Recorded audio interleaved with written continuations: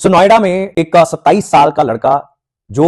करीब करीब 1-1.5 घंटे के लिए ये रिक्वेस्ट करता रहा कि उसको बचा लिया जाए, और उसकी कार जो है फॉग होने की वजह से और बहुत बुरी सिविक मैनेजमेंट की वजह से, अर्बन प्लानिंग की वजह से, जिसमें एक पानी का कोई पॉन्ड बना हुआ था कंस्ट्रक्शन साइट के ऊपर और फॉग इतनी थी, 90 डिग्रीज का मोड़ था, वहां पर कोई बैरिकेडिंग, कोई बैरियर नहीं था, कुछ रिफ्लेक्टर्स नहीं थे, और वहां पर उसकी कार गिर गई। सनरूफ के जरिए वो लड़का बाहर आ गया और छत पे बैठा रहा, और करीब करीब 90 मिनट के लिए, ऐसा कहा जाता है, उसने अपने फादर को कॉल किया, वहां पे सारी अथॉरिटीज आ गई, फायर ब्रिगेड आ गई, बट क्योंकि the person was a middle class guy, 27 साल का ही लड़का एक बहुत पावरफुल फैमिली से नहीं था, किसी ने भी उसको बचाने के लिए कुछ किया नहीं, और फिर वो डूब गया। आफ्टर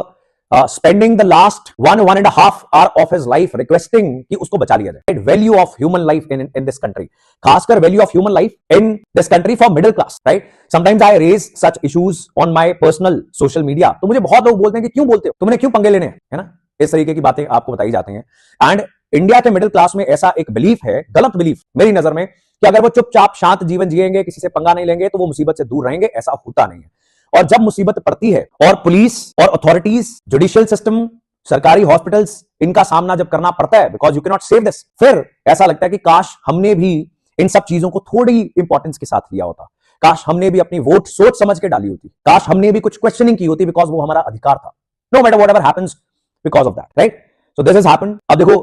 आप रोड एक्सीडेंट्स में लोग मर रहे हैं, और बहुत सारे ऐसे इंसिडेंट्स नॉर्मल हो चुके हैं हमारे लिए, जैसे सड़क पर नेशनल हाईवे पे गाय भैंस बैल का घूमना, और उसमें गाड़ियां बच जानी और लोगों का मर जाना, ओवरलोडेड ट्रक्स का गाड़ियों के ऊपर गिर जाना, सारे के सारे परिवारों का मर जाना, गड्ढे जिसमें 2 व्हीलर से लोग उछल के गिरते हैं, जो शहरों के अंदर सड़कों के ऊपर गड्ढे होते हैं, और फिर पीछे से कोई उनको क्रश करके चला जाता है, राइट? ओवर स्पीडिंग में महंगी गाड़ियों द्वारा 2 व्हीलर्स या फिर पेडेस्ट्रियंस को मार देना, जिसका कोई नतीजा नहीं निकलता। देखो, ट्रांसफर भी इसमें क्या हुआ, इसमें जो डीएम है, ऐसा बताया जा रहा है, वो चीफ इलेक्शन कमिश्नर की बेटी है, तो उसका ट्रांसफर नहीं हुआ, राइट? और ये म्युनिसिपल बॉडीज हैं जिनका ये काम है शहरों की अच्छी मैनेजमेंट करना, चाहे वो मुंबई की बृहन मुंबई म्युनिसिपल कॉर्पोरेशन हो, चाहे नोएडा हो, these are one of the richest municipal bodies in this country, but ऐसी करप्शन एंड नेग्लिजेंस है,